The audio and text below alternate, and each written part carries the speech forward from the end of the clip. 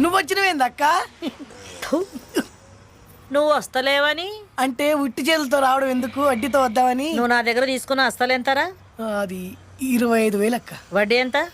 తెలవదక్క. 50,000. ఇప్పుడు అది ఇది మొత్తం కలిపి టోటల్ ఎంత? 40, 30,000 దాకా ఉంటుందక్క. తల్లి.